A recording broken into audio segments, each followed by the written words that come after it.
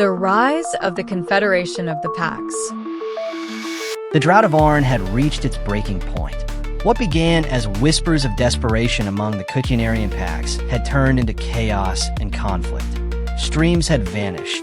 The once verdant plains lay cracked and lifeless, and hunger gnawed at the bellies of both beast and the Kutya tribes.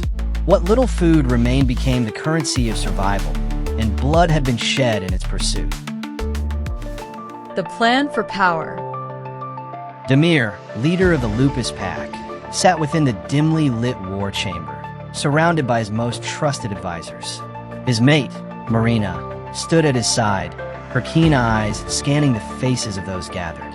Makar, his second in command, leaned forward, his voice like a blade against stone. "We must act now," Makar urged. "Alexei of the Anubis Pack is growing bolder. If we hesitate, he will be too strong to challenge." Damir exhaled, his clear eyes flickering with thought. "Alexei can wait," he decided. "Lapun Pack is our first target.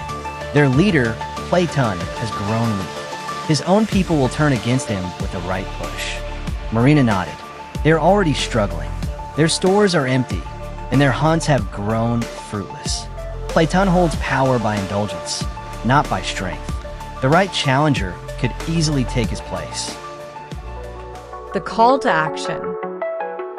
Damir turned his gaze to Makar. "Gather the warriors. Strike swiftly at the Lapun Pack's food stores. Weaken them further. We need only a small push to tip the balance." Makar grinned, already envisioning the swift conquest. But Damir was thinking beyond mere raids. He met Marina's eyes, silent words passing between them.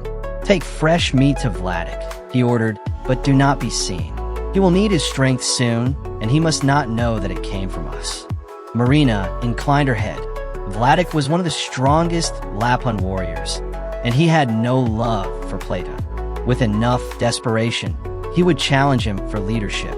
And when he did, Damir would be ready to extend a hand of aid. A trade, food and support in exchange for loyalty. When Lapun fell in line, he would turn his attention to Alexei. The Anubis Pack leader was ambitious, but he was also arrogant. Damir would wait, building his strength until the time was right, and invoke the Einviji to challenge him directly. The Confederation will rise. This drought had exposed a simple truth. The packs could not survive in isolation. They were fracturing, turning on each other like wild beasts. If they did not unite, they would all perish. Damir saw the path forward clearer than ever. "We will not repeat the mistakes of the ancients," he declared. "No more pointless bloodshed among our own. The packs must unite, or we will all fall." Makar frowned. "Unite? Under what?" Damir stood, his presence commanding, his voice steady. "Under me." A moment of silence filled the chamber. Then Marina smiled knowingly. Makar's frown twisted into something resembling admiration. The plan was in motion. Once Lapun fell in line, others would follow. The Anubis Pack would be forced into submission. Those packs who opposed him would challenge him, as was their way. But Damir had no doubts about his ability to best them. When the dust settled, he would stand as the first alpha leader of the Confederation of Packs. Although he knew the Malinois and Tamescan packs would remain a problem, but that would be a challenge for another day. And he would build the Confederation capital, Nightwolf, upon a ruined city of the ancient. The era of the divided packs was over. The Confederation would rise.